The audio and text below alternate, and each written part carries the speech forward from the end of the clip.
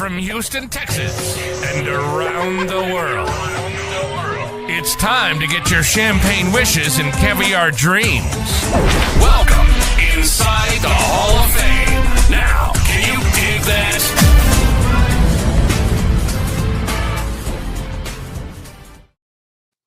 Welcome inside the Hall of Fame. I'm Booker T, six-time world champ, two-time Hall of Famer. Got my man Brad Gilmore here with me.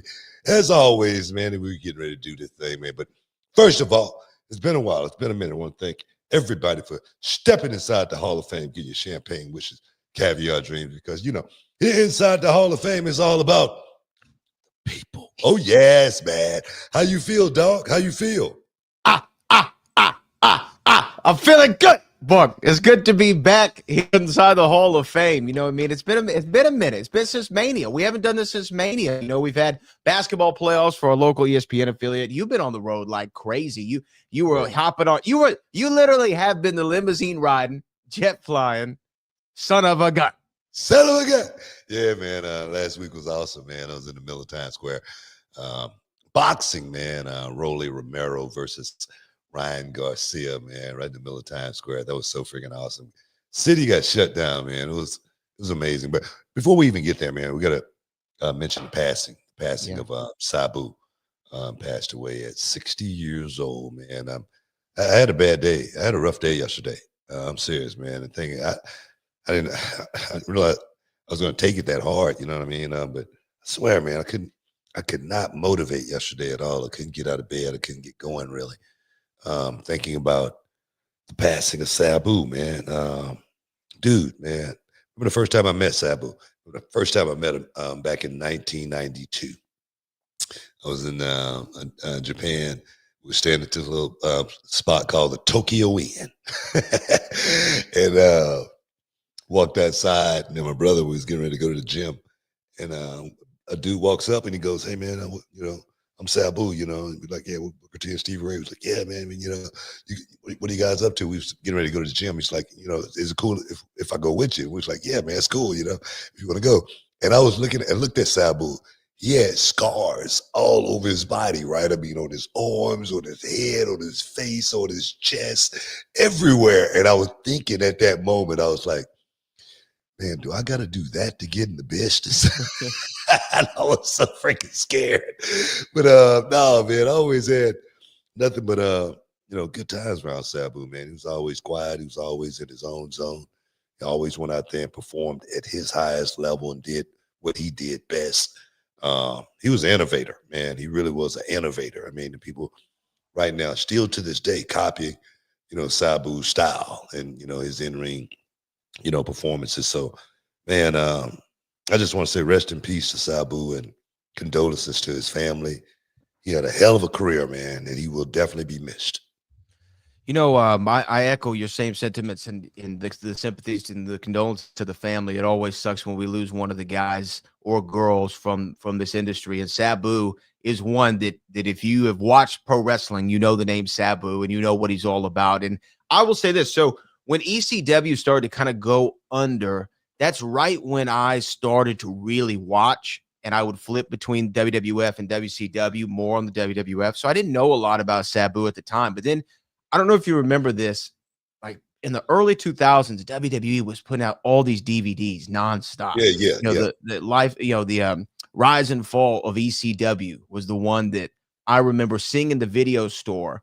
I think it was called Latest and Greatest or something like that. It was in Baybrook Mall.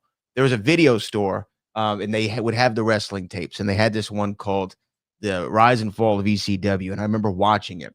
And they would talk about some of the early stars in ECW, and they said the homicidal, suicidal, genocidal, Sabu. And Paul Heyman, who's obviously a wizard when it comes to talking about anything, in particular pro wrestling, was describing Sabu. And I remember watching that tape, and Sabu was so over with me. I was like, this guy is crazy. And then when they did the WWE ECW in whenever that was, 08, whenever it was, when they brought the guys in, I remember seeing Sabu for the first time. And I think he and Rey Mysterio had a match for the World Heavyweight Championship on television. And I remember in the buildup, I think it was to that match, Sabu did a spot where he would always do it, where you'd have the chair in the ring, and he jumped from the chair to the top rope, and To then the through the table. table. DDT through the table. Yeah, right. That was his I remember spot. that. Yeah. But on this episode of I was just watching that today. okay, so maybe it was the same one that you saw, because it was the episode of Raw. I'd seen a lot of highlights of him doing it, but on this particular one, he jumped on the chair, jumped on the top rope, and he stood there He stood straight up. For about a Yeah. second and a half, Yeah. like it was the easiest thing in the world. And for people, and then he did the flip through the table. Yeah. Now, yeah, for people who don't like realize, like that is like an incredibly high level of difficulty to like balance yourself. Yeah. It's hard to balance on the top rope when you climb up it and get sturdy on the turnbuckle and try to stand up, right? I mean, you know that. I can't speak on it. I can't. I've never done it. but you've stood on the turnbuckle to do the Harlem Hangover. Well, not really. Because you would kind of do it and then go. I didn't stand. I went. Right. It looked like I stood, but I really didn't, man. I was so scared. That's why to see Sabu do it like that, man, it just goes to show, man, how death-defying this guy really was when it came to going out there and pulling off some of the highly of difficulty of feats, man. He really was before his time. He was definitely different than anybody that ever came along in his business. And the matches, with him and Taz, was definitely freaking marquee like type matches. It had a certain feel to it. The matches he had with RVD, they had a certain feel to it, and those three guys, man, RVD, Taz, Sabu, those are the three guys to me that really put, ECW on the map, along with the Sandman and Tommy Dreamer. Yeah. Yeah, and then I think probably the next wave would have been like the Ravens and those guys. But to me, Sabu and the Dudleys, you know what I mean? The Dudleys, they won a lot of regional titles. But they're a really good regional tag team, like one of the best ever. When you do like the top Philadelphia tag teams of all time, South Philly. Let's be specific, South Philly. But back to Sabu, I always bring up Brock when I talk about like a legitimizer. Like when you see him, you go, "Oh man, that guy! I don't want to mess with that guy." I think Sabu, in a different variety, not from a physicality standpoint, but from a believability standpoint, when you would see Sabu and you see the scars, which you could view them. This is back on like a grainy videotape. You could still see the scars that Sabu had all over his body from the, I don't know if he was gigging himself or it was the barbed wire matches that would happen back in Japan and things like that. That is a guy where you go, look, I don't know about the rest of the show, but this guy, this guy is crazy. I remember he duct taped his arm, because it was bleeding like so profuse. He had ripped it on one of the barbed wire matches, and I don't know what the hell he found the duct tape, but he tapes it up as the match is going on, finishes the match, stuff like that, stuff that's made of legend. As far as Sabu, his name will ring forever in the history and the annals of times in this wrestling business. He really did so much in such a short amount of time in this business. He was an innovator, and I give Sabu nothing but the ultimate props, man. As one guy, we never had any beef or anything, It was always calm and cool and just chill, bro, with Sabu, man. That's why, again, I remember Sabu was in the dressing room when I had one of my Red Bull meltdowns. I swear to God, but he didn't even react. He was just cool beans through the whole thing, man. But he's gonna be missed, man. He's gonna be missed. Sure, RVD is feeling a lot of pain right now. Prayers go out to my homie, my boy RVD, because him and Sabu, man, those guys were so close and they made so much history together. I'm sure he's feeling it today as well. So prayers go out to him as well as Taz. All those ECW guys, they were all so freaking so close knit group of guys. I was looking at something that Bubba Ray had put out, and I think he said something like brotherhood, like only, ECW, something like that. But he's gonna be missed, man. He's gonna be missed by a lot of people. And I think if you look at that 90s ECW, because they're the ones who brought Ray in before Ray went to WCW and then to WWE. I think if like you look at that era of Ray, Eddie, Sabu, and RVD, and you look at their styles, you can see a slice of each of those guys in 95% of the workers today, right? Yeah. From the acrobatics, from the theatrics, from the over-the-top bumps that sometimes they take. Those four guys in ECW had such a huge impact on the wrestling we're seeing today, and that really can't be overstated enough. Yeah, I got to know we got to take a break, but unlike that 95%, those four guys, they were over. That's another story. That's a spoiler. Hey man, we got to take a break. Stick around. You're in the Hall of Fame. We'll be back in a minute. Fellas, let's talk about confidence. The kind of confidence that counts when it's time to step up and deliver. And that's where Blue Chew comes in. Blue Chew is the original brand offering chewable tablets designed to help men achieve stronger, harder, and longer lasting erections. We're talking about getting in the game and staying in it.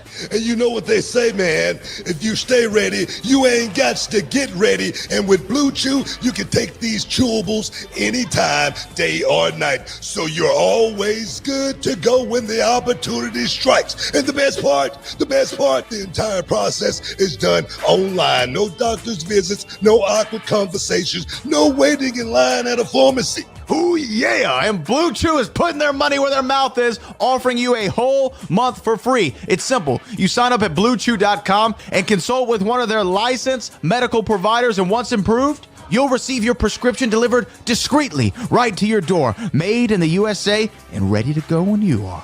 Now, Brad, let's get real. Does it work, man? They'll mistake you for a soldier at full salute. You'll be pitching a tent like a true Eagle Scout, man. Blue Chew won't stop until every man is bricked up like a brick house. That's the mission, dog. And listen, confidence is key, especially when you're all bricked up. There's nothing sexier than a man who's ready to go. And at bluechew.com, they can help bring that energy when it matters most. Don't miss out on what could be the best night of your life. Make life easier by getting harder. Discover your options at bluechew.com, and we've got a deal just for our listeners. Try your first month absolutely free. Visit bluechew.com, use the promo code Booker, and there's more details and important safety information. And as always, we thank Blue Chew for sponsoring the Hall of Fame podcast. Oh, yeah, man. Booyah, baby. Welcome back. Welcome back inside the Hall of Fame, Brad. You feeling good today, ain't you? I'm feeling good. You excited? You all bricked up, you know. You know what? There's a few things. You Wait, hit that too, bro. You hit it hard. You know, that's Pause. hard. You know, I love Blue Chew, but I hate that ad so much when I hear it. Now, bro, you know what, man? If you really like at it in context, it's actually really good. It fits. It fits perfect. Okay. So don't do yourself like that. Well, here's the thing. I don't know what's worse. What I'm saying in the ad or that picture they got of you in a Steve Harvey suit on. Like, I don't know where you got that pinstripe suit. Was that when you were on the Family Feud? You took that out of the dressing room, you know? You see my face, man. My hair is about shoulder length. My hair there is down past my waistline, man. That's an old suit, man. I hate those suits. And the thing is, I took them and got them tailored and everything to try to make them smaller. You know, it didn't work, man. It didn't work. You look like you're about to be the fifth member of the Kings of Comedy. That's old suit. They got to change that damn suit. I don't know what the hell they thinking about. I got to send them some new pictures. Oh, my God. I don't have any of those suits anymore. Give them all the way to Goodwill, man. Hey, you know what? Where do you want to go? Because there was some WWE releases. There's some online beef.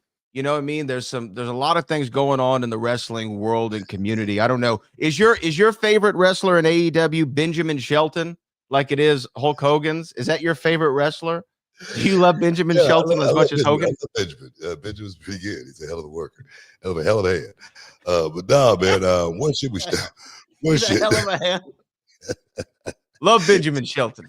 In his eyes, man. I don't know. I'm gonna let you pick a coin flip. You flip it.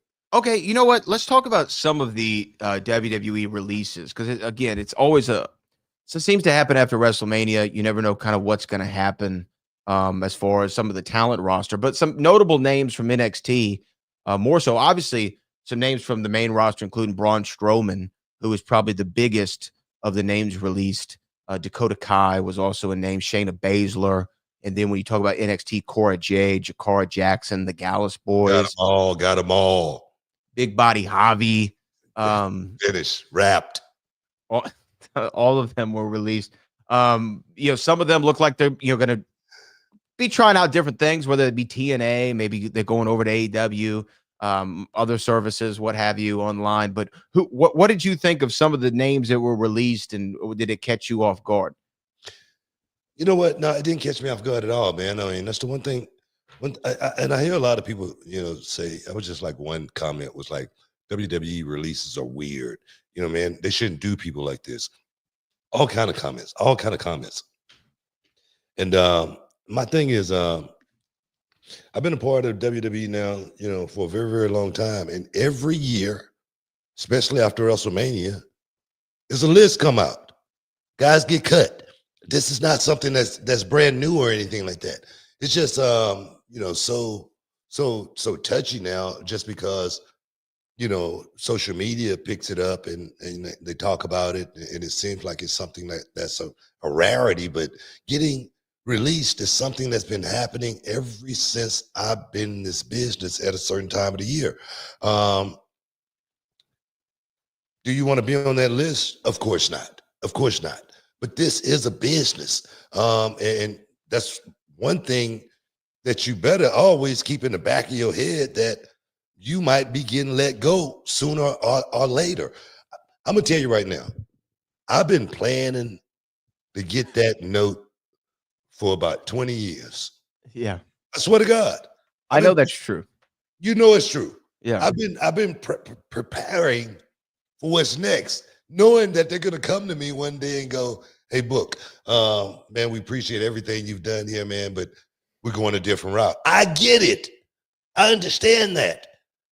When it happens, I'm going to say, man, I appreciate everything y'all have done, and I'm going to move on. I'm going to continue doing what I've been doing over here and preparing for more important than anything. So that's my, word of advice to these young guys, man. Hopefully they are preparing for a moment like this, so they'll be ready, just to keep everything moving, man. So and it seems like it's a lot of bitterness about getting let go. I get that too. I get it. You know what I mean? But I'm going to tell you right now, every job that you work at, I don't care what it is, it's going to be a chance that one day they're going to come to you and say, hey, bro, it's time to wrap it up. It's just that simple. Yeah, I think that as far as some of these releases go, I think one thing to keep in mind is just because you get released now doesn't mean that that's the end of your WWE career. We've seen Drew McIntyre is the best example. Zelina Vega, another example of someone who gets released, and now look at where they are. Not just your WWE career, your career, wrestling. Period. Your wrestling career is so much out there. There's so much going on right now in the wrestling business where you can actually make a living if you're good. Because if you're good, you're going to get booked. If you're good, they're going to pay your rate as well. You know what I mean? If you're good, no matter where you go, you're going to draw people to come see you. So you're an asset, man. So I'd say take this time and run with it. Seriously. Yeah, I agree with you. And I think all I'm saying in regard to the WWE career is don't do the thing, right? That's just my word to the talent, even though what do I know? But I'm just saying, don't do the thing where you go out there and you just trash something, right? Just don't do that. Don't do the tell-all podcast or the this, that, the third, right? Just, hey, look, didn't work out. Let's keep it moving. Hey, bro, come on. You can't tell this young generation not to do something like that. They're gonna do it. They're gonna do it anyway. It's just part of the culture right now. And my thing is, you could give them advice as far as, they may not want to do that. They may not want to burn a bridge because they may want to cross over, one day. And hopefully they're, heed the word of the wise. But these days, man, it's about going on social media and getting clicks. You know, and these days it's about, I commend the ones that do walk away from this, just like I did when I left WWE. I don't think I said anything about. I never went to a WWE show when I left the company, and when I was offered a chance to come back, I was like, man, I'm all in for that. But my thing was, I was thinking about my businesses. I was thinking about taking care of my family. I was thinking about, trying to be happy. One thing about this thing, man, stress, being bitter, it creates stress. Stress creates heart attack, ulcers, and all that other stuff, man. Bruh, life too short. Keep it moving, just like you said. Keep it moving. Seriously. Right, and so many of these people I can see going on to having a great career in some other realm or in wrestling, and like you said, maybe even coming back to WWE one day. And there's several of them I'd like to see come down to reality of wrestling. Well, I'm gonna tell you right now. Cora Jade already said, I got my new career. Yep. And the thing is, Shannon Sharp, he checked it out.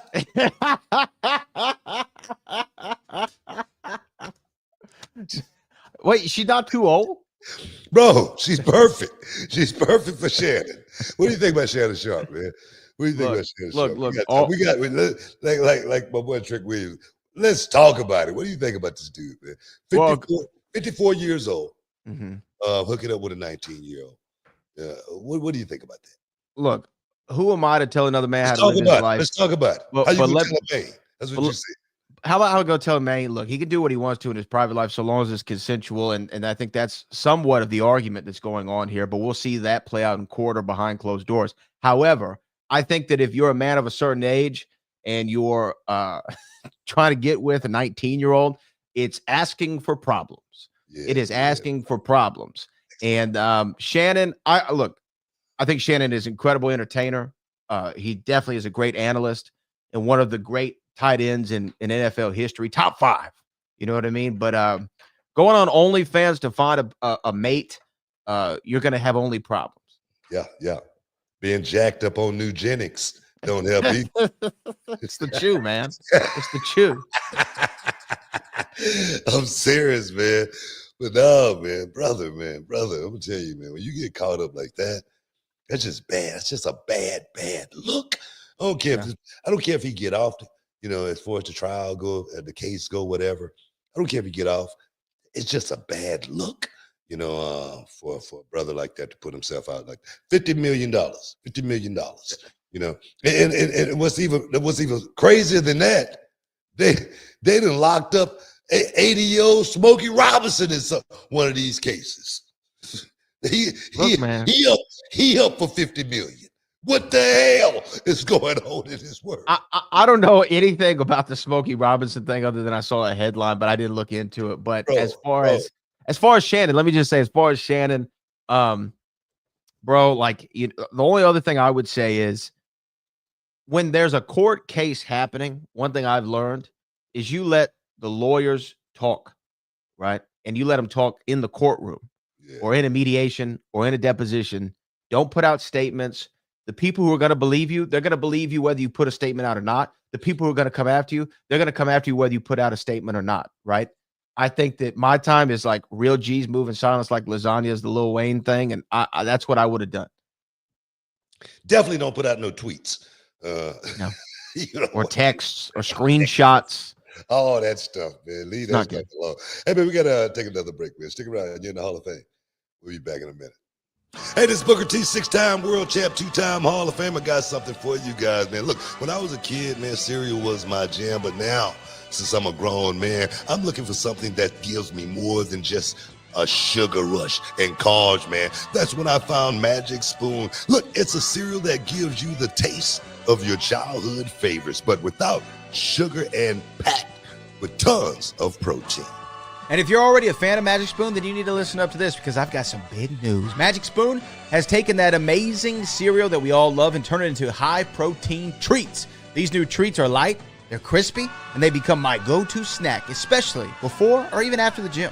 Yeah, man, every serving of Magic Spoon cereal has 13 grams of protein, 0 grams of sugar, and only 4 grams of net carb. That fruity and cocoa flavor are the classic ones, but there's a whole lot more to try, man. And those new treats, they've got 12 grams of protein and come in flavors like marshmallow and chocolatey peanut butter. Perfect when you're on the go or you need a quick snack to fuel up before that workout. Yeah, man, I keep a box in my gym bag, but it's a great late night snack as well. Those treats have that crispy texture, great taste, and the macros that make you feel good about eating them. So Magic Spoon's bringing back those nostalgic flavors, but without all the stuff that we don't want. So if you want to try it for yourself and get $5 off your next order, go to magicspoon.com/HOF. That's magicspoon.com/HOF. Or you can even find it on Amazon or in your nearest grocery store. That's magicspoon.com/HOF for $5 off. Magic Spoon, hold on to the dream. Welcome back inside the Hall of Fame, man. We just chopping it up a little, talking a little this, talking a little that. Where do we want to go right now, though? That's the question. Okay. I mean, look. We were talking about some of those WWE releases. You know what? I saw a super chat as far as asking about the WWE releases. We might want to take that one super chat. Okay, we can take this one early. Let me find the super chat. Oh, here we go. This is from D'Angelo Brown. Do the releases have anything to do with the signings of Rusev, Aleister Black, and the rumors of signing Mariah May when her contract expires in the summer? It's actually a valid question. There's Really, a lot of talent. That's a really good question. That's why I said pull that up, because throw in also Ray Phoenix and Penta and all the other people they've been bringing in. I mean, you got to. This is a business, and when you got talent on the roster and they're not really performing the way you want them to perform, they're bound to get cut. I'm gonna tell you right now, I got a small wrestling company in Houston. It's called Reality of Wrestling. If you guys haven't checked it out, check it out. And if we have guys on the roster that's not performing, we got guys coming in that's outperforming them, and we see it, through ticket sales. We see it through fans bringing signs, whatnot. We're going to be motivated to go that route. This is a business, truly a business about trying to keep your spot.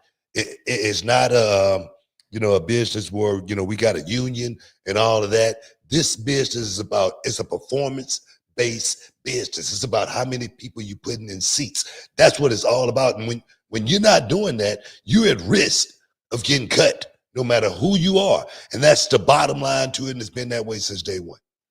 Yeah, absolutely. And you know what? When more people are coming in, that means your spot could be threatened, and it's also, though, it's not indicative always of the talent, but sometimes it's just not your time also, right? Sometimes it's just not your time, and for whatever reason, you're not connected. Well, I'm going to tell you this right now. I've heard this said many times before. When guys get let go, we don't have nothing for you right now. Mm-hmm. All right, we don't have anything for you right now, and I don't know, man. I never believed in that they didn't have anything for me. I feel like that's when you got to go out there and make them create something for you, and that's the only way you're gonna get in this game. That's the only way you're gonna get in, is to be able to check yourself in. You know what I'm saying? You got to be undeniable. Bottom right? line. You got to be undeniable. Bottom line. You got to keep on pushing. I think the creative has nothing for you is the equivalent of a girl telling you it's not you, it's me. Yeah. You know what I mean? Yeah, it's not you, it's me. No, man, I'm serious. When we've heard that many times before, as far as that they didn't have nothing for them at this time. Now they ain't got nothing.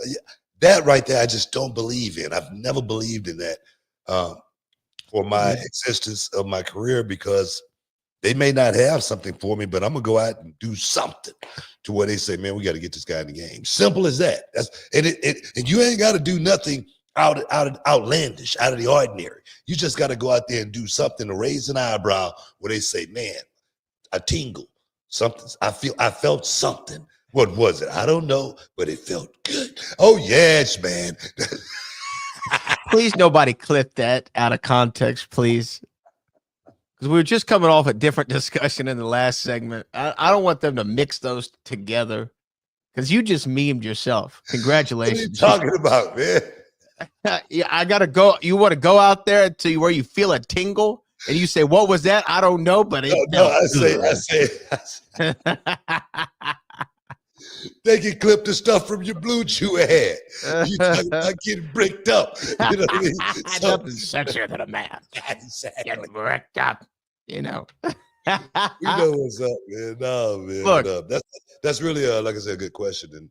And that's a possibility. It really And is. over the weekend, they just brought in Jeff Cobb. You know, Jeff Cobb was a guy who a lot of people were talking about online, and they just brought him in. They just brought Jacob Fatu in. They just brought all this talent over the last year. A lot of big names have come in. And like you said, Mariah May rumored to be coming in whenever her contract's up. We'll see what happens there. But, you know, if one spot comes in, one spot goes out, right? Yeah. That's how it works. It's normally the way it goes. So and it sucks. It sucks for some of them, you know, because like I said, I think there's a lot of talent who got released, especially in the NXT side. NXT women's division, they've always talked about. Well, I tell you what, man. Cora. I think it's just going to open a lot of guys' eyes that nobody's really safe, and it's going to be all about producing. And you got to figure out, how do I do that? I'm not writing the show. I was never, you know, in the writing room or anything like that. But I always thought about, man, how can I make myself, you know, noticeable? How can I make myself a little bit different than the next guy? And a lot of it, you know, started outside of the squared circle. A lot of it started, you know, in the gym training. A lot of it was like, you know, showing up to the building a certain way and looking a certain way. I mean, it's so much goes into if you're going to be getting looked at a certain way or not. Yeah. And so I advise these young guys that are, you know, sitting back and watching this play out, you know, in real time. Hey man, don't let it worry you. And I've said this before and people take it the wrong way. Step up your game. Like you said, make yourself undeniable. All right. If you have to be twice as good, do that. But the one thing about this business is it's not going to wait on you. And it's not, a lot of times it's not fair. You know, some of the guys that get, you know, put up to the next level, maybe they do got a buddy. You know what I mean? Yeah. Maybe they did have, you know, some friends in high places that pull. That I can't sit here and say that's not true. It is true. But you cannot sit back and think about the next man. You know what I mean? And what the next, just like say, for instance, I can't manage that man's money. You know what I mean? Mm-hmm. I got to think about mine and how I'm gonna get to that point at the same time. That's the end goal. You know what I mean? So that's what I advise these young guys to truly motivate yourselves. Well, like I was saying, just look at it one side from the men, one side from the women. Drew McIntyre gets released. He goes TNA, goes on a little run, comes back, world champion. Zelina Vega on the women's side, she gets released, comes back, first ever queen of the ring. And now she's a women's US champ, right? I mean, you can come back from this and you can make yourself into a spot. You can create that spot for yourself, you know? And look, like I said, like in AEW, you could be Benjamin Shelton. You could be the real guy over there. You could be the man, Benjamin Shelton over there. The one guy that you didn't mention that I really think pretty much put a, you know, icing on the cake, actually the cherry on top, and that would be Cody Rhodes. Biggest one right there. There you go. You know what I mean? Cody was, you know, he went out there and he banked on himself to go out there and get himself over to where not only is he going to be accepted back, but man, they can't wait till you get back, and they're going to make sure they do this thing a whole lot different with this guy because of what he went out there and created on his own. So he could have easily sit back and cried about it, whined about it, moaned and groaned about it, but he said, let me go out here and create something that nobody is ever going to imagine or think that I can actually do. And he went out there and did that. So I advise these young guys to come to Reality of Wrestling. You know, I've been talking to, you know, Javier Bernal. You know, I'm definitely going to be bringing him down to Reality of Wrestling and working with him. Oro Menza, you know, trying to get him over, you know, from Canada, you know, where he can, you know, work over here on a regular basis. You know what I mean? So, no, man, my thing is these guys if you got talent, pursue the dream. Don't let WWE define you. Do not put yourself in that bubble right there. Go out there and make your own breaks. And it's possible because, like I said, so much out there right now. Come to Reality Wrestling and work with us and help build the row. Because the row, I'm gonna tell you right now, is on the damn go, baby. It is, baby. Glory is coming up. I'm gonna tell you right now too. We got some big news about Reality Wrestling. We'll talk about that in a second. We gotta take a quick break. Stick around, guys. You're in the Hall of Fame. We'll be back in a minute. Hey, y'all, Booker T here alongside with my main man, Brad Gilmore. And today we're talking about something that could really change the game when it comes to how you get paid. That's right, Booker, because let's face it, life doesn't just happen every 2 weeks. So why wait for a payday? With Earn In, the money you've earned already can be in your hands today. Earn In is this incredible app that lets you access your pay as you earn it. We're talking about up to $100 per day and up to $750 each pay period. All you got to do is download the Earn In app, verify your paycheck, and boom, you can access up to $100 a day as you work. And the cool part, you just leave an optional tip, and any money you access plus the tip gets repaid when your next paycheck rolls in.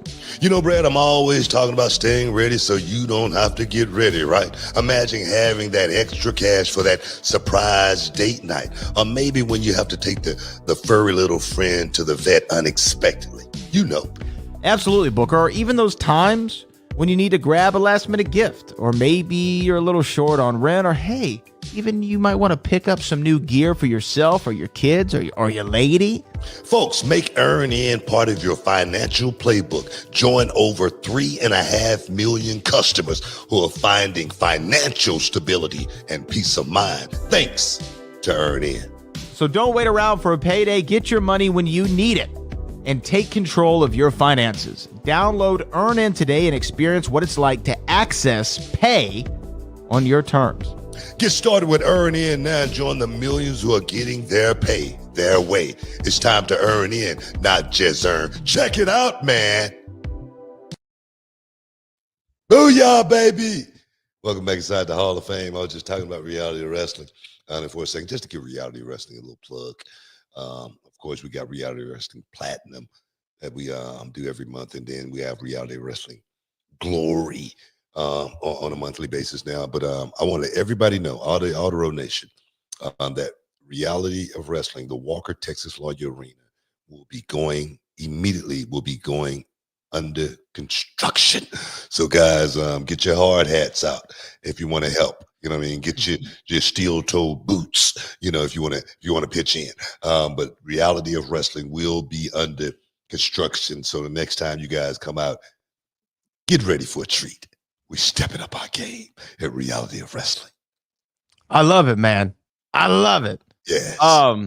You know, look, we had Reality Wrestling Platinum over the weekend, and people who got to watch it had a really great time. Especially, I saw a lot of great feedback from Title Match Wrestling. Also saw some cool social media videos that were put out by AJ Francis and the Reality Wrestling page with the Ray-Ban Meta Vision from our referee cam that was really cool. And I even talked to WWE official Jason Ayers, who said, man, it looks awesome the way that footage came out. And, you know, he's a primo ref over there at WWE. So shout out to everybody from this weekend. Go ahead. So just in case, if you actually see this idea anywhere else, first. It was stolen from Reality Wrestling. I just want to put that out there. It's stolen. Yeah. It was stolen from Reality Wrestling. Look, we're an innovator. Ripped off. Plain as day. Jacked. They ripped it off. Uh-huh. That's right. I just want to put look, we're putting it out there. We're putting it right out there right now. You know We just say it. Hey, let me ask you this. What did you think? Did you see the whole beef between the Young OG and Ricochet? I did, man. I did. What did you think of that? You know, I think it's definitely where we are in this world as far as social media goes, where you see a young man like Javon Evans, 20 years old, and someone I think, if I'm not mistaken, someone made a comment that Javon Evans is like one of the best up and coming high flyers in the business. I think it was something like that. And Ricochet, you know, clapped back as far as him being, the best young, high flyer in the business. But Ricochet, 40 years old. You know what I mean? That's. I think Ricochet missed the point as far as what the question was more than anything.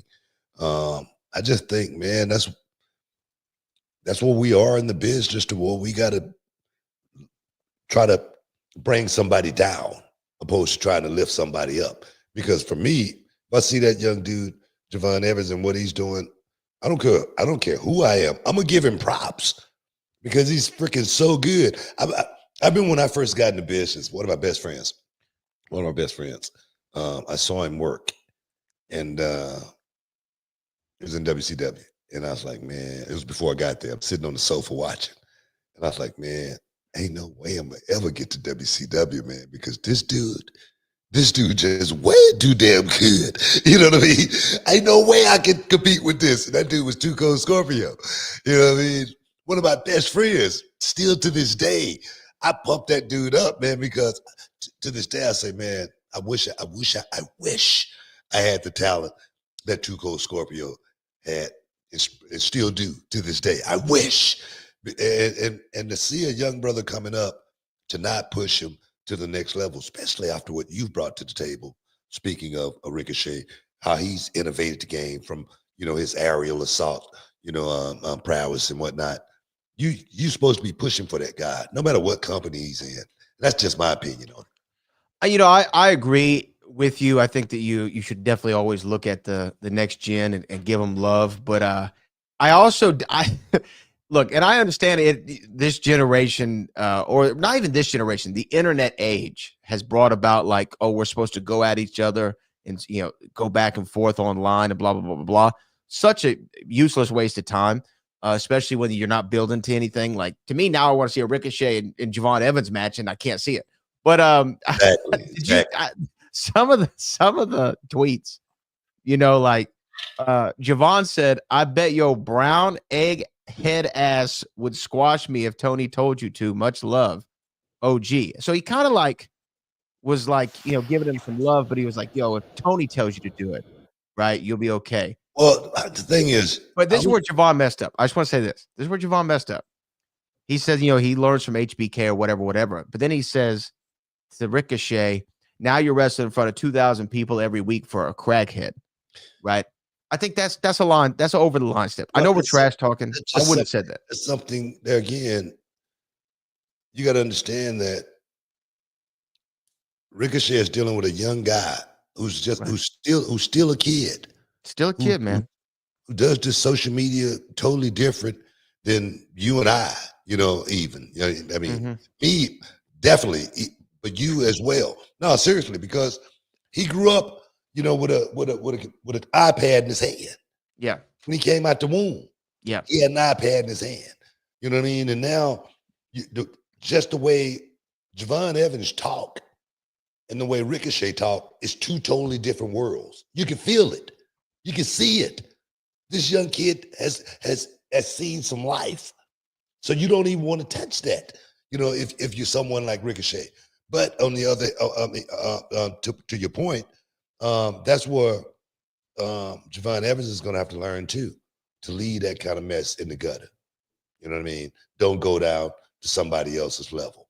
If you do go down to somebody else's level, just go down to bring them up to your level. Do that. Fact. You know what I mean? So I say that might be, a lesson, for a young OG to take away from. Just stay away from all that foolishness. You know what I mean? Especially when you're shining, man. Like you're doing so great. You're main event and stand and deliver, and you're doing all these like huge things, right, for the title. And so like just fall back on people who are trying to bring you down. Tell us about this Pat McAfee thing you've been doing. What's going on here? All of a sudden, I get a call on a Thursday saying, "Hey, I'm going to New York tomorrow, and I'm gonna be in the middle of Times Square with Pat McAfee." I said, "What the hell are you talking about?" And then there I was. I turned on DAZN, and there you are in the middle of Times Square with Pat McAfee. What the hell happened? Oh man, Ryan Garcia, Rolly Romero, man, right there in the middle of Times Square, man.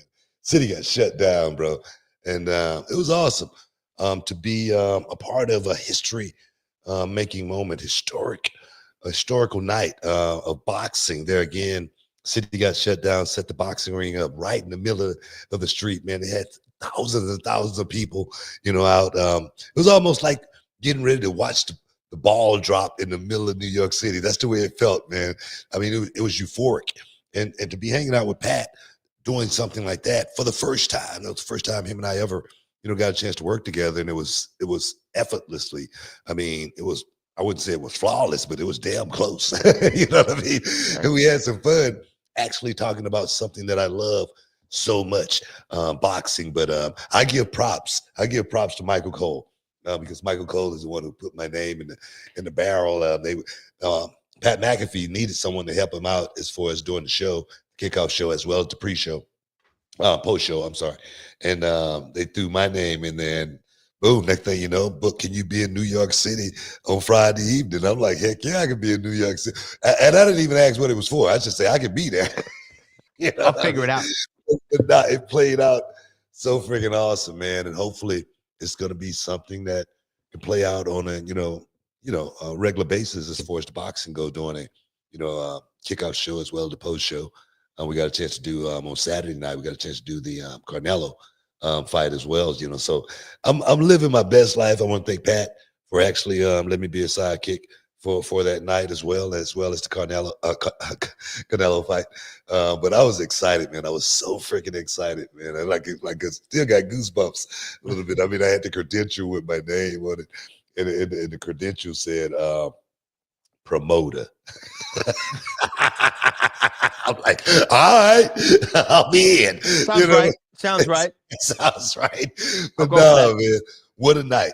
The fights, I mean, wasn't the greatest nights of fights, but the atmosphere was a little bit different for the fighters too. Being in front of only 300 people. Right.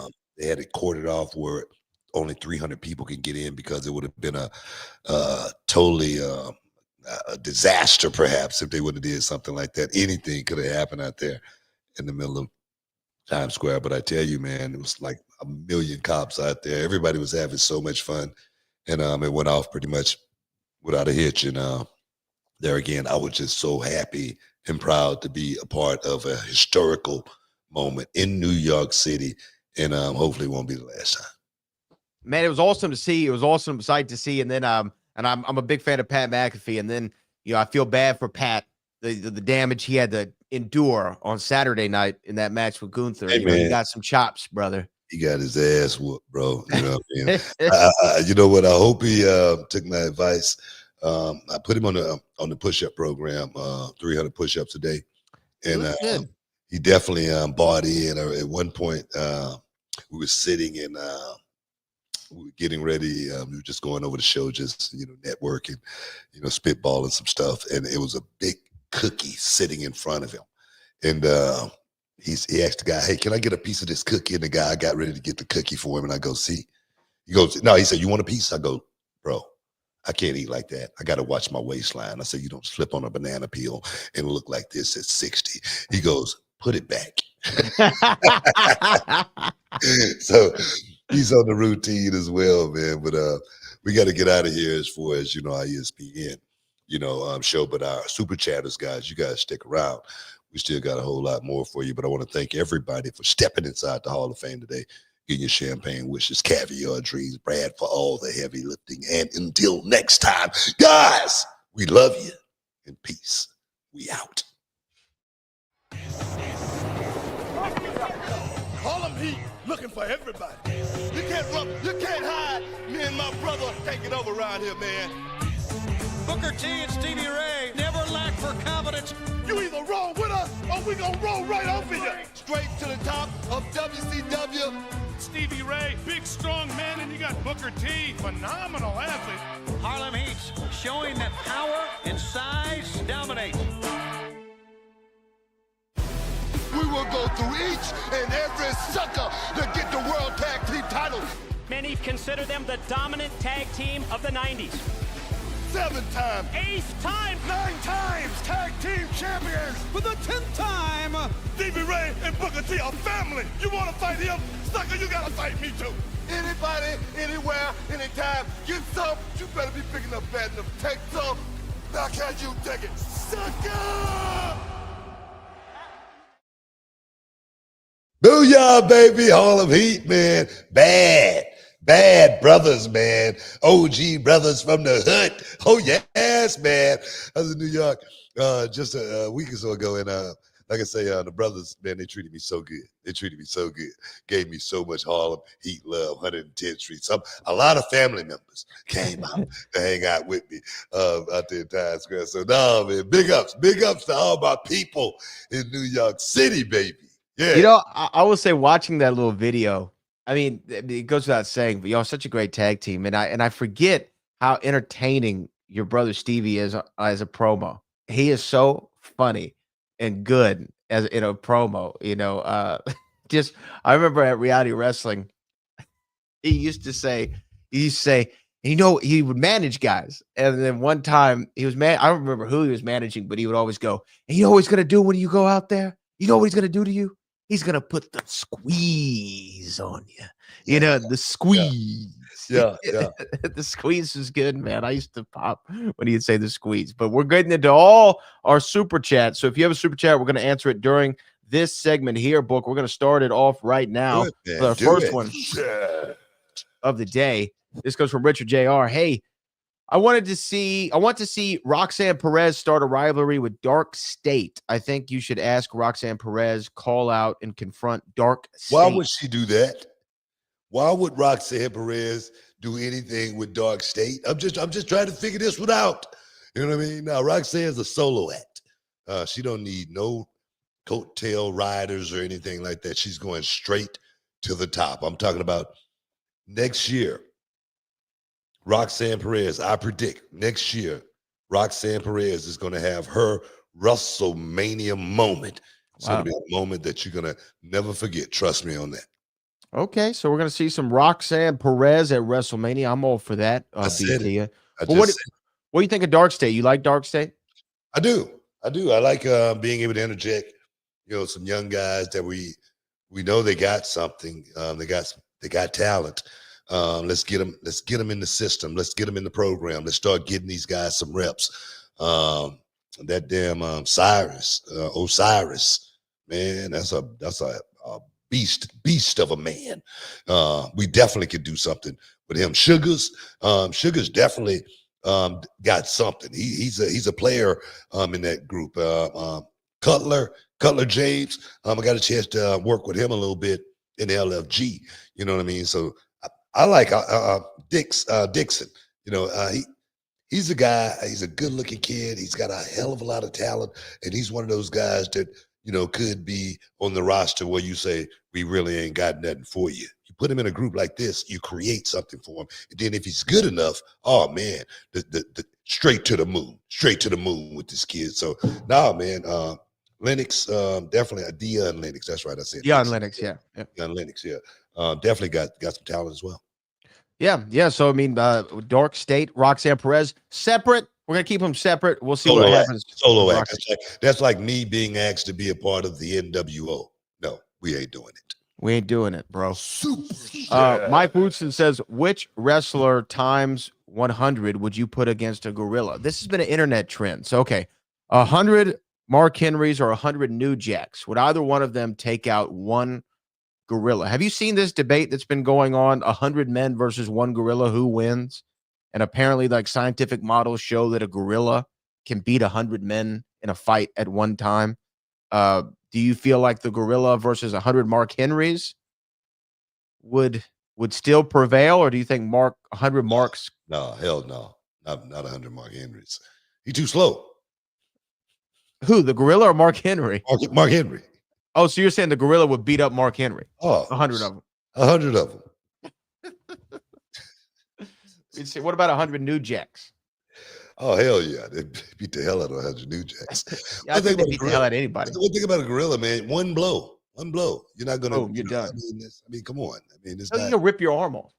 And then he's fast enough to keep moving around, as well. So you can't corner him, And I mean, that's not a winning argument right there to even try. No, get that. Yeah. Not gorillas. Maybe like a monkey. Maybe some other animal. Maybe some other maybe some other animal. I don't know. You know what I just saw over the weekend? I haven't watched the movie yet, but have you ever seen the trailer for a Roddy Piper movie called Hell Comes to Frogtown? No. I got to send this to you. It looks like the craziest movie ever made. It might be the craziest movie ever. What year was it made in? I'm about to Google it. Hell Comes to Frogtown is in 1988. All right. And here's the description of it. Hell comes to Frogtown, blah, blah, blah, blah, blah. In the late 20th century, a large-scale nuclear war ends in a nuclear holocaust. In the aftermath, Earth has become a post-apocalyptic wasteland where, due to fallout, most humans have been rendered sterile. As a result, the government places a high priority on those who can still breed, additionally humanity now shares the planet with a race of mutant amphibians.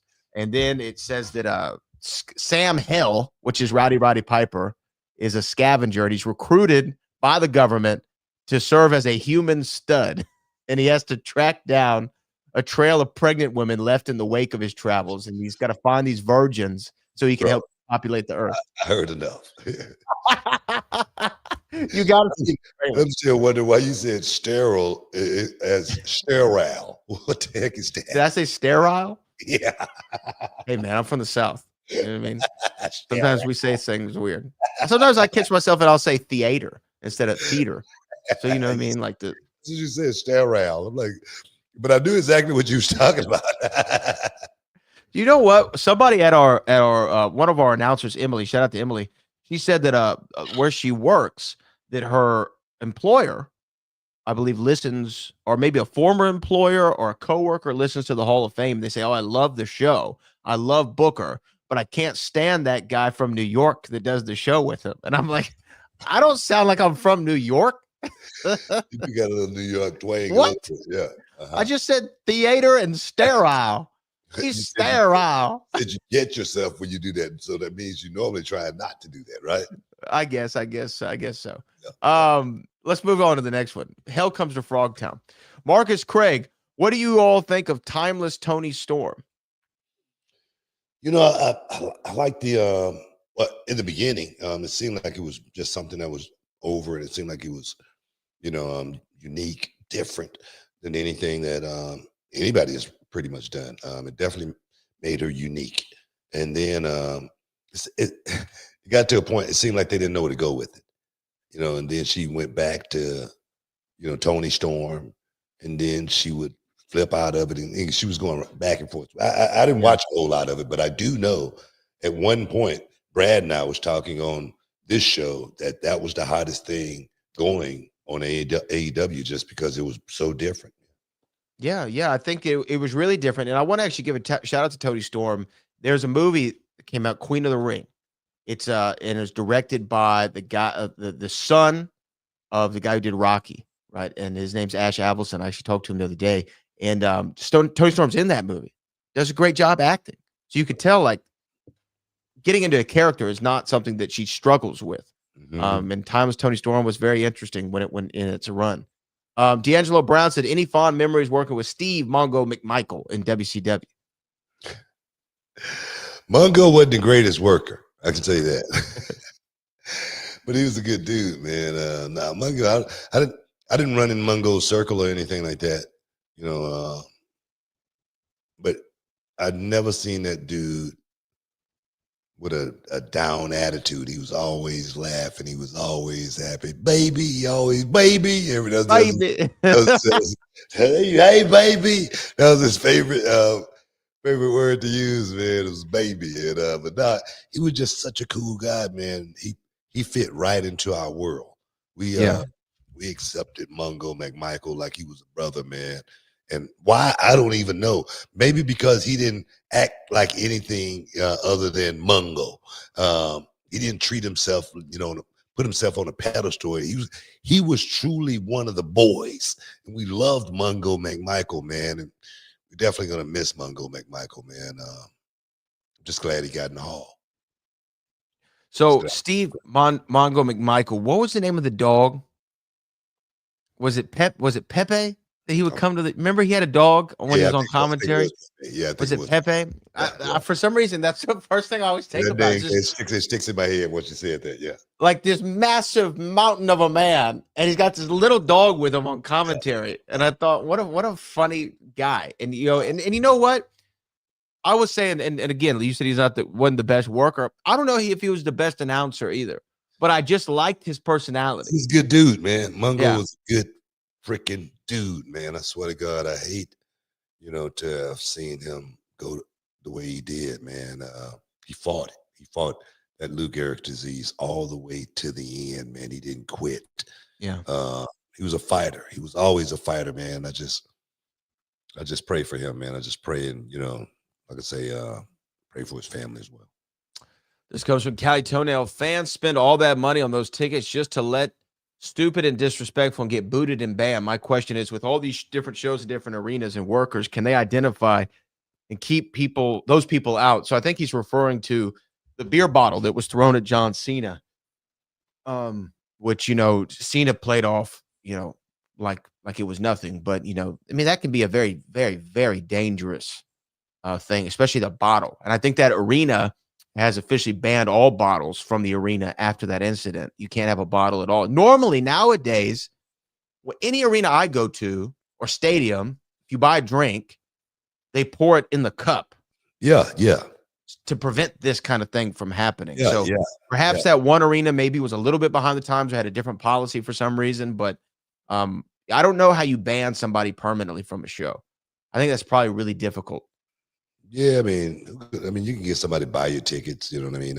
Right. A lot of shows, you're not showing your ID when you get to a lot of these shows. You're just showing your ticket. You know what I mean? So right. It's definitely going to be hard to ban somebody. But it's definitely, I've been in that situation before myself. People throwing stuff in the ring. That was a isolated incident. It was only one person, who threw something, at John Cena. But there again, if it would have landed properly, it could have did some damage. And the thing is, a lot of people are questioning online whether it a work or a shoot. Normally we don't work stuff like that. If that was a work, that might have been the first time in the history of the business.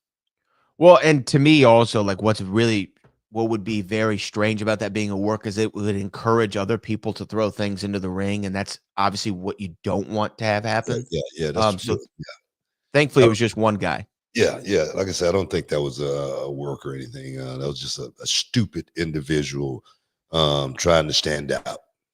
I will say the one time I saw trash get thrown to the ring that was apropos was when the NWO was formed, and they were throwing trash at Hogan, and it looked right. Do you know what I mean? It just looked. Oh, right. that was a beautiful scene, but it was just trash. It was paper. It was stuff like that. Stuff like that. Wow. I could take something like that, but when you start throwing beer bottle, that happened to Charmel and I in Austria, and as soon as they threw one beer bottle in the ring, I remember that show. It was my last, pretty much my last in-ring performance outside of my last night with TNA, and I remember. I normally would do my stick and I would, go out in the ring, out the ring, and I would mess with people and whatnot. And I remember this night, I got ready to roll out the ring, and I didn't see any security, not one security guard, no police officers, not even guys with T-shirts on saying staff, nothing. So I was like, let me stay my ass in the ring and try to get up out of this night, right? And I remember it was me, Kurt Angle, and Scott Steiner. And then I remember Scott Steiner ripping the Austrian flag, just ripped it, And next thing people start throwing bottles in the ring. They just start coming. And I got Charmel. We got the hell out of there, went in the back. And I remember Kurt Angle coming to me and he goes, Book. He came back in the dressing room and he goes, Book, we got to get back out there. We got to go back out. And I was taking my tape off and I looked at him and I go, bro, I'm done for the night. Needless to say, I didn't go back out. Yeah, it didn't happen. It was so freaking funny, man. I was like, no, I'm not going back out there. I was the only black person in Austria. Maybe ever. So at least in that arena that night. Well, I'm not going back out there, bro. Show's over, pal. The show's over, pal. Yeah, well, no trash throwing. And I will say a little bit of breaking news as we're doing our super chats. NBA news: the Dallas Mavericks, despite only having 1.8% chance of getting it, landed the #1 overall pick in the NBA draft coming up. So they're going to get Cade Cunningham for sure, and they continue their streak of somehow always drafting the next great white hope in the NBA. They go from Steve Nash to Dirk Nowitzki to Luka Doncic, and they're most definitely going to get Cade. Very strange, very strange. Less than 2% chance of winning. You know, you almost wonder about that. You go, how is that possible? Yeah. The Rockets had an 18% chance. Thanks to maybe, I don't know. You've heard the old. It does make you wonder, though. You've heard the old rumors like, sometimes they put, what was it? It was like one of the drafts. They said they put the envelope in the freezer so that the New York Knicks envelope was cold and all the rest of them were warm. So when Stern went to grab it, he knew which one was the Knicks. Like there's all those conspiracy theories, right? You wonder about less than 2% after all the drama they had this year. That's a good idea, though. It is a good idea. People work the system here. Hefe Pilot said, "What's up, King Book and the boat? Hope you guys are doing well. I've been locked in on the 300 push-ups. I'm motivated and ready for the road. I'll see you real soon." Oh yeah, man. Hey, bro, that's what first place to stop. You know what I mean? Seriously, when you wake up in the morning, just drop down and give me 25 and get you some sets in. Keep it at 25 reps and knock it out. And bro, you never know. I'm gonna tell you right now, it could change your life. It really can change your life. Seriously, I'm still hanging and banging after this set here tonight. I'm getting the gym. I'm gonna hit my 300. I'm gonna hit some crossovers. If I have some time, I might even go ride my bike. So stay on top of it, my brother. Stay on top of it. And I meant Cooper Flagg, not Cade Cunningham. I misspoke. Duke, Cade Cunningham. Cooper Flagg. I get them mixed up all the time. Let's go on to the next super chat here. This one comes from D'Angelo. No, we already did that one. This one comes from Mike Woodson. I see the Road Guys beating up Zilla and you talking smack on Fourth Rope Wrestling that aired yesterday. Are you going to appear on Fourth Rope in the future? Am I going to appear on Fourth Rope? That's what they say. Is Fourth Rope going to appear at Reality of Wrestling? Look, we're the biggest thing going. We ain't got time to be messing around, shucking and jiving with these organizations out there that really don't bring a whole lot to the table. You know what I mean? So Fourth Rope, just like I said, they can get some if they want some. But their asses better be big enough and bad enough, and they better be ready. That's all I got to say about that. All right. And as far as Zilla goes, we're going to run Zilla clean out this business before it's over with. All right. I'm putting my name on that right there. We're going to run Zilla's ass clean out of the wrestling business. How about that? Damn, look at that. We'll see what happens with Fourth Rope. Shout out to Westside Gunner, Smoke Dizza. But, Smoke Dizza and Westside, they can get some too. They can get some of the smoke. Okay. You calm down, boy. Calm down. Hell. D'Angelo Brown said he gifted 1 subscription to the Reality Wrestling. We appreciate you. Callie Toenail said, BT, you okay? Is your fingers mad at your rings today? No, dog. I came. I was doing some work. I was doing a little work, and I didn't. I rushed upstairs to the studio to get going. I didn't want to, be too late or anything like that. But no, I don't wear the rings all the time, though. You know what I mean? Normally, just for television and movies. That's normally what I wear. Television and movies, baby. Television and movies. Let's see. This one comes from D'Angelo Brown again. Is there backstage heat between The Rock and Triple H? I don't know. You know what, man? It could be. Could be. I wouldn't be surprised. I'm gonna tell you right now, man. When you're dealing in a testosterone fueled business, where you're dealing with a bunch of men, I'm sure there's gonna be some heat and some friction somewhere down the line. Then you got 2 guys like Triple H and The Rock. You got 2 alphas, man. I'm sure it's going to be some head butting here and there and again. So, hey, man, I wouldn't be surprised. Let's just say that. Yeah, I mean, look, I saw JBL talk about this, and he was like, "Oh, I smell a work," and I know that's always kind of what we think when we think about pro wrestling, and it very well could be, but there's some odd things. There's some odd things, but that's a whole nother podcast. I need more than 10 minutes to talk about all the oddities. But you know what? Triple H has been doing a hell of a job in that driver's seat for the WWE and continuing to fly that plane and so. keep it where it's at. And he's been phenomenal at it. And I know The Rock has an advisory role on the board of TKO in general. By the way, TKO is doing really pretty damn good too, as a company with the UFC and Power Slap and professional bull riding, now getting into some boxing stuff. So I think that no matter what is actually happening or not, they're both doing a good job. Alex Cosentino says, I still want to see Harlem Heat versus FTR. You might be the only one. I'm just kidding.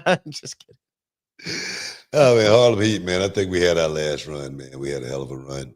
10-time World Tag Team Champions. Can't, rewind the clock or anything like that, man. And I'm not looking to go back and try to, repeat history. Nobody did it like us. And I want to kind of leave it that way, to be honest. I hear that.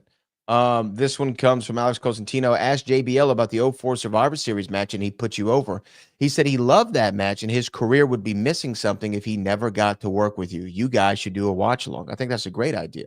Came so close to winning the title that night, man. So close, But now JBL, man, he's a good friend, man. JBL's a real good friend of mine. We go way back together. We started this business together, took our first trip to Japan together, our first trip to Korea together. He's got a photo in his book, with him and I, in Japan, two young guys, beginning this journey. And I swear, man, it was such a crazy freaking trip. He drank a whole bottle of tequila on that Korea trip. And he was so drunk, he threw up all over his room. The maid wouldn't clean it up or anything. That's how bad it was. But I swear, we've been having nothing but great times ever since 1992, man, and taking that first trip. What a good dude, man, and a good friend. Good friend. I'm still waiting on JBL to come either inside the Hall of Fame or to Reality of Wrestling. I've been waiting for you to make that phone call. You know what? I'm gonna make the phone call, man. But I'm gonna tell you, JBL has had a resurgence, man. He's back out there. He's doing all the independent, shows. He's showing up in places like TNA, AAA, and everywhere. So now I'm glad to see my man JBL back on the grind, and just not living at home and becoming a hermit. And what another great example of making yourself undeniable, right? When he made that switch, it's like, whoosh, we got to put the title on him now. Bro, when he became JBL, he became a totally different person. Yeah. And the thing is, it wasn't about his wrestling. You know what I mean? That's another thing that's making news as far as Ricochet talking about AEW got the best wrestlers. This business has never been predicated on the best workers. Wrestlers has always been about the best entertainers, you know what I mean? And the best workers, not wrestlers. I never considered myself a great wrestler just because wrestlers are guys that do MMA, guys that do, collegiate, Olympics. Those are wrestlers. When I hear a guy that goes out, and do this, compare themselves to a wrestler, it baffles the crap out of me. It really, really does. You know what I mean? But as far as entertaining goes, as far as performing goes, yeah, that's what it's all about. That's where the money's at. And our final one of the day is D'Angelo Brown. We already talked about it. We said, what do you guys think of the fan throwing the bottle at John Cena?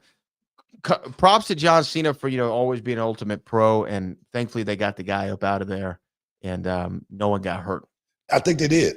I think as soon as he did it, I think John Cena pointed at him and said, get his ass and get him up out of here. You know what I mean? It was perfect. It was poetic justice. You know what I mean? So, nah, man, like I say, people these days want to be a part of the show. And I don't mind people being a part of the show. I'm always looking for the guys, like every Reality of Wrestling is this one guy. He's a math, professor. And he sits in the same seat every show. And every time I come out, him and we have an interaction with each other.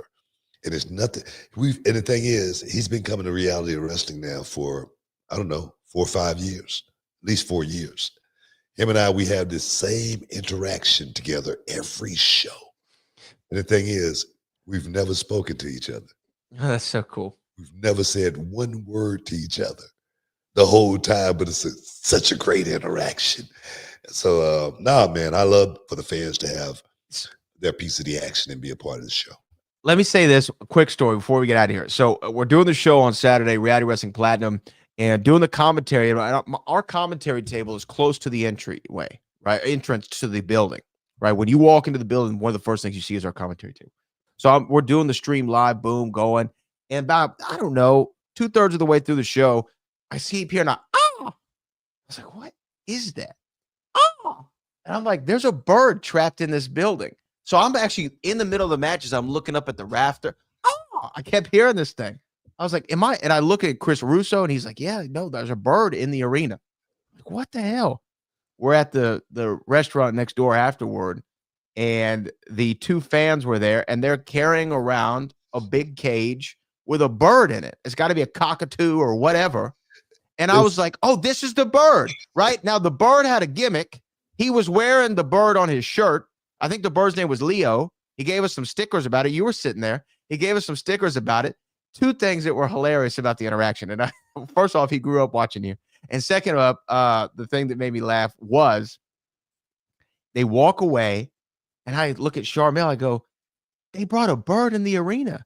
And she goes, yeah, he bought a ticket. The bird had a seat. The bird had a seat in the arena. It wasn't in the rafters. It was in the stands. It's crazy, bro. That is nuts, bro. I swear to God. Just to let you know where we're going, man. And we had this one veteran, man. He said he suffered from PTSD, and wrestling has helped him so much since he came home. You know what I mean, with his PTSD. And when I came out to, cut a little promo, I swear, man, he was just barking at me. He's just barking. He's just talking all kind of crap. And I didn't say one word to him. I just let him bark and just let him bark. And he came to me and thanked me after the show, for just letting him get his frustrations out, and be a part of the show, So no, it is so freaking awesome to be able to create those moments and have those moments with our fans, man. Because wrestling, man, I always say, man, at all the conventions I've done, all the places I've gone and all the people I've talked to over the years, man, I've never heard one bad wrestling story. So we appreciate those guys for coming out and being a part of reality wrestling on a monthly basis and hopefully a yearly basis and to the end of time, man. So, hey, man, want to thank everybody for stepping inside the Hall of Fame as well. All the super chatters, man, all you super chatters, man, we appreciate you guys. We really, really do. You guys make this thing work. For you guys, it wouldn't be no Hall of Fame with Brad Gilmore and Booker T. So, man, I got to get out of here, man. I got to get ready to go to NXT in the morning, man, and as well as we taping the second season of LFG. And I know you guys been off in LFG, man. I know you guys been off into my team. Things look like it's trying to shift here at the end of the day for my team, but it's a word for it. Sabotage. That's another story.